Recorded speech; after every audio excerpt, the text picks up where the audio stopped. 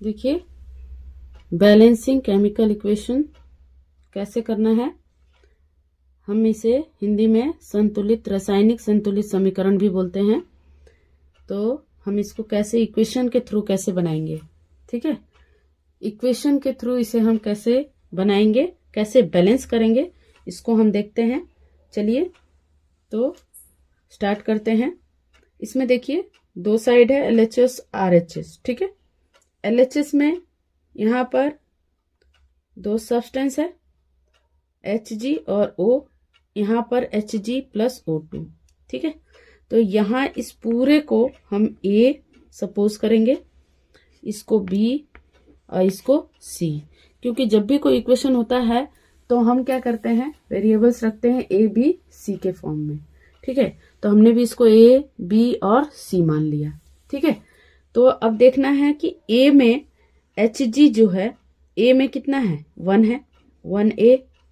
अब बराबर B में 1 Hg है, इधर Hg जो है मरकरी 1 है A में और B में भी 1 है, ठीक है। ये पहला हो गया। दूसरा, फिर देखिए ऑक्सीजन यहाँ पर कितना है, 1A है और यहाँ ऑक्सीजन कितना है, 2C है, ठीक है। ये दूसरा हो गया। अब हमें कुछ नहीं करना है, अब हमें इनमें से किसी एक को 1 मान लेना है, किसी एक को। तो हम इसको A को A बराबर हम 1 मान लेते हैं, ठीक है। सपोज कर लेते हैं 1 है, तो हम क्या करेंगे, अब यहाँ A की जगह 1 रखेंगे। तो A बराबर 1 रखेंगे तो कितना होगा, 1 × 1 बराबर 1B। तो 1 बराबर B, यानी A बराबर हमारे पास कितना निकल गया, 1, और B बराबर भी हमारे पास कितना निकल गया, 1। अब निकालना है हमको C। तो यहाँ 1 रखेंगे तो C बराबर कितना होगा, C बराबर 1/2 होगा, ठीक है। यहाँ तक क्लियर हो गया। अब क्या करेंगे, हम वैल्यू रखेंगे। देखिए ये 1 है, साइड में रखेंगे तो यहाँ पर कितना हो जाएगा, 1 Hg, ठीक है।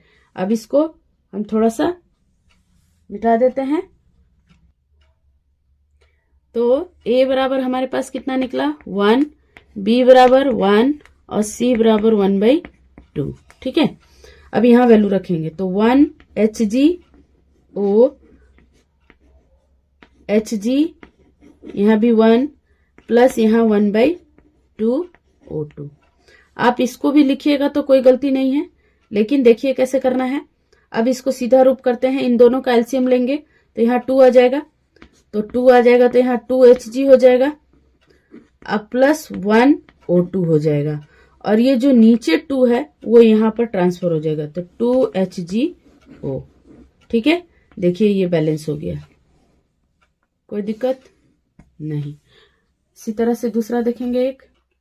देखिए दूसरा क्या है कि इसमें K कितना है आपके पास, K है हमारे पास, इसको हम पूरे को A मान लेंगे, इसको हम B मान लेंगे, इस पूरे को C और इस पूरे को D मानेंगे, ठीक है।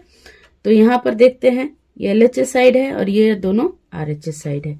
यहाँ पर 1A K में है, यहाँ क्या K कितना है, 1C है। ये पहला इक्वेशन हो गया।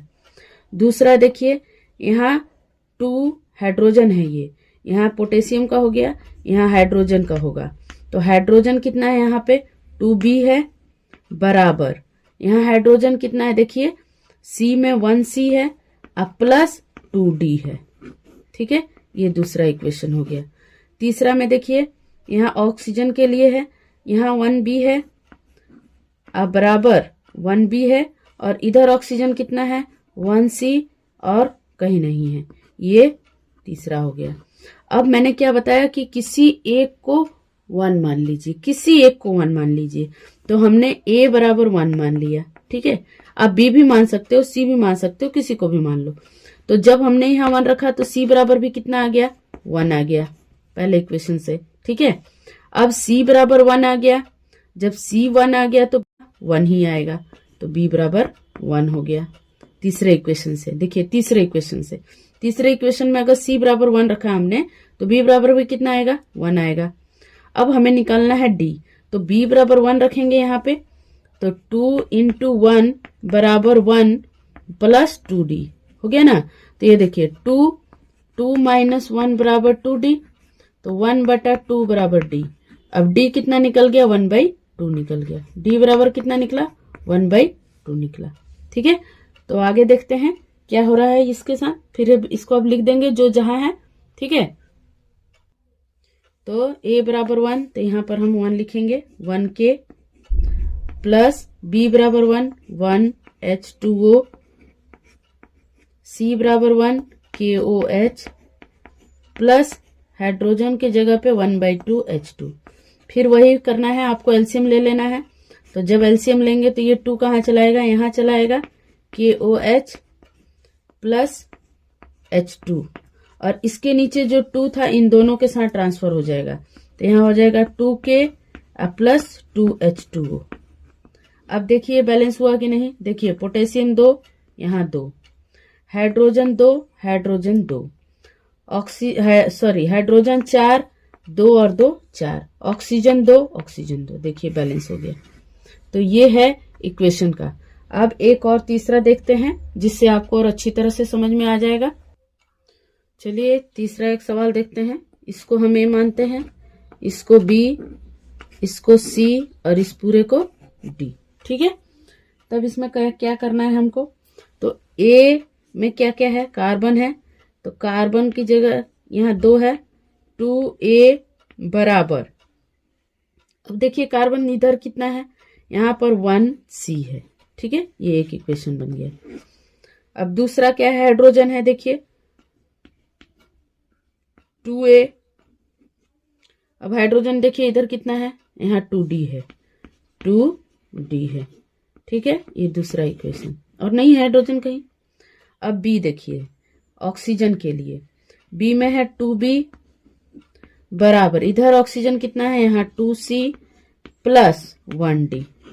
ये हो गया तीसरा इक्वेशन। ठीक है, अब हम क्या करेंगे, किसी एक को 1 मान लेंगे। तो हम मान लीजिए A बराबर 1 मानते हैं। ठीक है, तो A बराबर जब हम 1 मानेंगे तो यहाँ पर क्या होगा, जरा इस चीज को ध्यान देंगे। तो यहाँ क्या होगा, 1 रखेंगे, यहाँ पे यहाँ क्या रखेंगे, 1 रखेंगे। तो 2 इंटू 1 बराबर C, तो 2 बराबर C, यानी A बराबर कितना निकला, 1, C बराबर कितना निकला, 2। यहाँ तक क्लियर हो गया, यहाँ तक कोई दिक्कत नहीं। अब देखिए जब A बराबर यहाँ 1 रखे तो D बराबर कितना होगा, 2 इंटू 1 बराबर 2D, तो 2/2 बराबर D, यानी D बराबर भी कितना निकला, 1। तो D बराबर भी हम कितना लिखेंगे, 1। ये भी हो गया। तो A निकल गया, D निकल गया, C निकल गया। अब B निकालना है। तो तीसरे इक्वेशन से, समीकरण 3 से यानी इक्वेशन 3, फ्रॉम इक्वेशन 3 में क्या रखेंगे, सब वैल्यू रख देंगे। तो 2 इंटू बी बराबर 2 इंटू सी कितना है, 2, और प्लस डी कितना है, 1। ठीक है, 1 इंटू 1 1 ही होता है। तो 2b बराबर 4 प्लस 1, तो 2b बराबर 5। तो b बराबर कितना होगा, 5/2। b बराबर कितना निकला, 5/2। ठीक है, b हमारा निकला 5/2 निकल गया। यहाँ तक कोई डाउट नहीं। आगे चलते हैं, देखते हैं।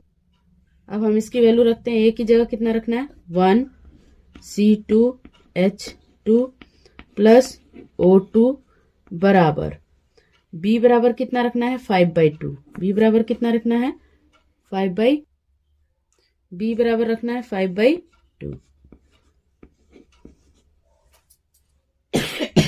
सॉरी।